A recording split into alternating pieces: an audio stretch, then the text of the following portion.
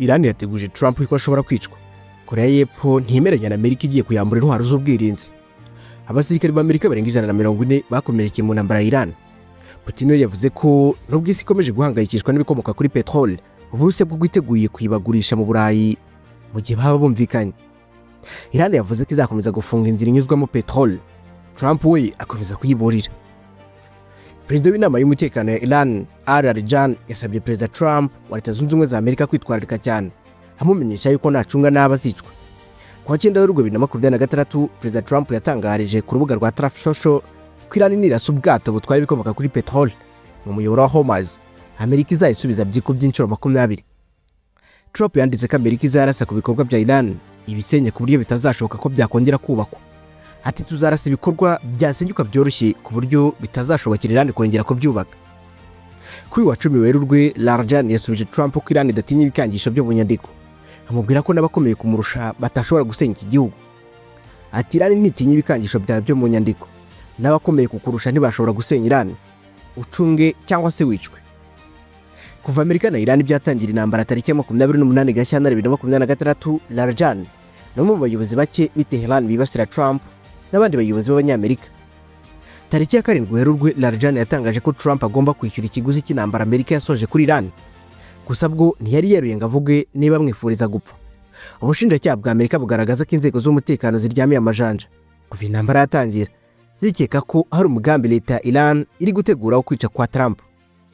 Korea y'Epfo yavuze ko itemeranya n'icyemezo cyafashwe na Leta Zunze Ubumwe za Amerika cyo kwimura intwaro z'ubwirinzi bwa gisirikare zari mu birindo byayo muri iki gihugu izijyana mu burasirazuba bwo hagati. Iki cyemezo gifashwe nyuma y'uko ibirindiro byinshi bya Amerika byo mu kigobe hari raporo zerekanye ko nta ntwaro z'ubwirinzi bwa misile zihagije byari bigifite, kandi intambara ya Amerika na Iran imaze iminsi 12 igikomeje. Ubwirinzi nkene nabwo byavuzwe ko bwabaye intandaro y'impfu z'ingabo za Amerika zari mu birindiro byayo byo muri Kuwait nyuma yo kuraswaho na Iran. Ubwo yari mu nama y'abaminisitiri, Perezida wa Korea y'Epfo Lee Jae-myung yavuze ko hari zimwe mu ntwaro zari mu birindiro binini bya Amerika biri muri iki gihugu bya Osan Airbase zajya mu birindiro bya Amerika biri muri Arabie Saoudite na Leta Zunze Ubumwe z'Abarabu. Andi makuru avuga ko hagaragaye indege z'ubwikorezi za gisirikare zijya kuri ibi birindiro mu cyumweru gishize, bikekwa ko zari zigiye gutunda ibikoresho. Perezida Lee Jae-myung yavuze ati twerekanye ko tudashyigikiye ko ingabo za Amerika ziri muri Korea zimuri intwaro z'ubwirinzi bw'ikirere ku nyungu zabo. Gusa ni ikintu tudafite icyo twahinduraho. Icyakora yavuze ko kwimuriza intwaro bitazagira ingaruka zikomeye ku bushobozi bwabo mu bijyanye no kurinda ikirere cyabo. Korea y'Epfo ni kimwe mu bihugu bifite ibirindiro binini bya gisirikare bya Leta Zunze Ubumwe za Amerika, ndetse kandi byasinye amasezerano y'ubufatanye mu kurwanya Korea ya Ruguru nk'igihugu gikungahaye ku ntwaro za nucleaire. Habarurwa abasirikare barenga 28,000 ba Amerika ku butaka bwa Korea y'Epfo bafite intwaro zihambaye zirimo n'iza Patriot zizwiho gusenya ibisasu.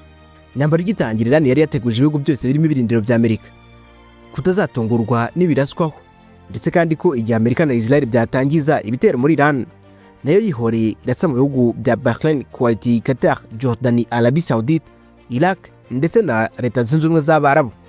Ati kuva intambara yatangira abasirikare bagera ku 140 bakomerekeye mu bitero bagiye bagabwaho mu minsi 10 ishize.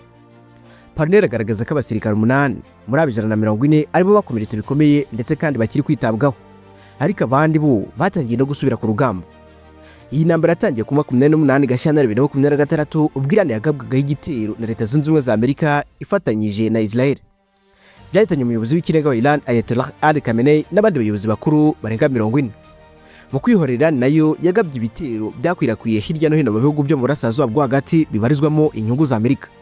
Perezida w'Uburusiya Vladimir Putin Vladimirovich yatangaje ko intambara iri kuba hagati ya Amerika na Israel kuri Iran yatangiye guteza ikibazo gikomeye cy'ingufu ku isi.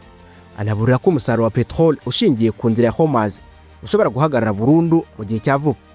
Mu nama yagiranye n'abayobozi ba guverinoma ndetse n'abayobozi b'ibigo bikomeye bitunganya petrol na gaz mu Burusiya, Putin yavuze ko gufungwa cyangwa se guhungabanya umuhora wa Hormuz bishobora kugira ingaruka zikomeye mu bukungu bw'isi yose, kuko ari umwe mu mihora inyuramo igice kinini cya petrol na gaz byoherezwa ku masoko mpuzamahanga. Muri iyi minsi intambara hagati ya Amerika, Israel ndetse na Iran igikomeje, ibiciro bya petrol byarenze $100 ku kagunguru. Bikaba ari bwo bwa mbere bibayeho kuva mu mwaka wa 2022. Ibi byatewe ahanini nuko umuhora wa Hormuz unyuzwamo hafi 1/5 cya petrol ndetse na gaz byoherezwa hirya no hino ku isi iri mu bibazo bikomeye kubera intambara iri muri Iran. Putin yavuze ko mu gihe ibintu byakomeza gutya mu kwezi kumwe umusaruro wa peteroli uva mu bihugu bishingira kuri uwo muhora ushobora guhagarara. Perezida Putin kandi yavuze ko Uburusiya buri mu bihugu bya mbere byohereza peteroli nyinshi ku isi kandi bufite ububiko bunini bwa gaze. Yavuze ko rero bwiteguye kongera gukorana n'ibihugu byo mu Burayi mu gihe byaba byifuza gusubira mu bufatanye bw'igihe kirekire.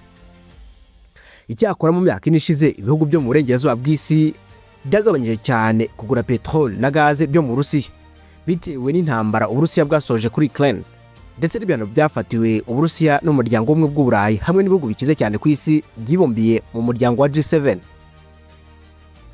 Gutakaza isoko ry'Uburayi byatumye Uburusiya buhindura umuvuno maze butangira kugurisha peteroli na gaze ku bihugu byo muri Aziya ku giciro kiri hasi ugereranyije n'icyari gisanzwe.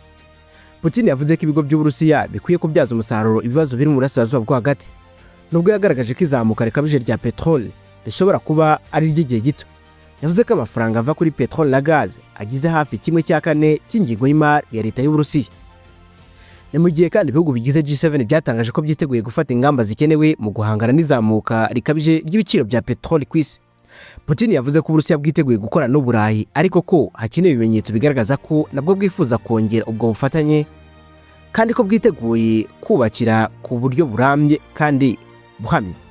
Mbere y'intambara ya Ukraine, Uburayi bwaguraga hejuru ya 40% bya gazi yabwo mu Burusiya. Ariko imibare ya 2025 igaragaza ko gazi iva mu Burusiya yabinyuzwa mu miyoboro cyangwa se mu bwato yari isigaye igizwe na 13% by'ibitumizwa n'ibihugu by'umuryango w'ubumwe bw'Uburayi mu Burusiya. Umutwe w'ingabo za Iran uzwi nka Islamic Revolutionary Guard Corps IRGC watangaje ko utazemerera ibikomoka kuri peteroli byo mu Burusiya hagati gukomeza kugenda bakiri mu ntambara na Amerika ndetse na Israel. Bituma Perezida Donald Trump wa Leta Zunze Ubumwe za Amerika avuga ko agiye gukuba inshuro 20 ibitero bari gukora. Kuwa kabiri Werurwe nibwo IRGC yatangaje ko yafunze ubunigo bwa Hormuz ndetse kwandika izarasa bikomeye ubwato bwose buzagerageza kuhaca. Avuga yuko atazemera n'igitonyanga cya peteroli gutambuka. Umuyoboro wa Hormuz ni inzira ifunganye y'amazi iri hagati ya Iran, Oman ndetse na Leta Zunze Ubumwe z'Abarabu. Inyuramo ibicuruzwa biva mu bihugu byo mu burasirazuba bwo hagati bijya mu bice by'isi binyuze mu mazi. By'umwihariko hanyuzwa ibikomoka kuri peteroli bigera kuri 20% by'ibikomoka kuri peteroli bicuruzwa hirya no hino ku isi. Nubwo nta tangazo leta ya Iran yatanze cyangwa se ngo yemeze ko yafunze uyu muyoboro wa Hormuz, IRGC yakomeje kugaragaza ko nta bwato buzabona uko buhanyura. Ndetse kandi ibyo byatumye amasosiyete akomeye ku isi mu bwikorezi bwo mu mazi nka Maersk, MSC ahagarika amato yose yagombaga kuhanyuza. Perezida Trump yabanje kugaragaza ko intambara yo muri Iran itazarenza ibyumweru 5, ariko nyuma aza kuvuga ko igisirikare cya Amerika gifite ubushobozi bwo kuyirwanya igihe kirenze icyo. Gusa ntasobanura neza uko izarangira.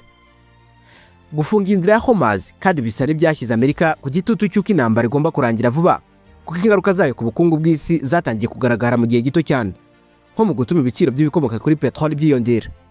Abinyujije ku rubuga rwa X, Perezida Trump yatangaje ko Iran izahura n'ibitero bikomeye cyane mu gihe igitimbaraye ku gufunga uyu muyoboro wa Hormuz.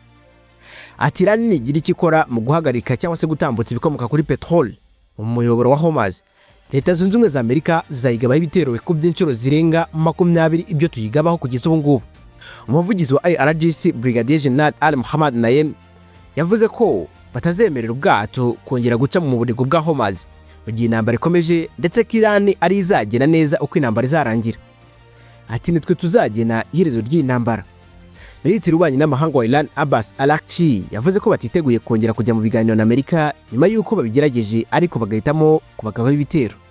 Uyu muyoboro wa Hormuz abasesenguzi ba politiki bavuga ko Iran yawifashishije nk'iturufu kugira ngo intambara Amerika na Israel bayishojeho irushe kugera handi ku isi, bityo rero Amerika ijye ku gitutu cyo kurangiza iyi ntambara.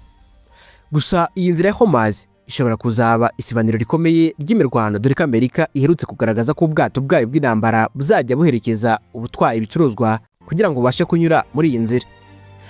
Ibyo byongeraho ko Perezida w'Ubufaransa Emmanuel Macron yatangaje ko yohereje ubwato bugera kuri 12 mu nyanja itukura ndetse na Mediterane, hagamijwe gutabara ibihugu by'i Burayi bigabwaho ibitero na Iran no gufungura uyu muyoboro wa Hormuz. Reka mbashimire wese tubanye muri iki kiganiro. Dore mu kiganiro cy'ubutaha, Imana ibarinde.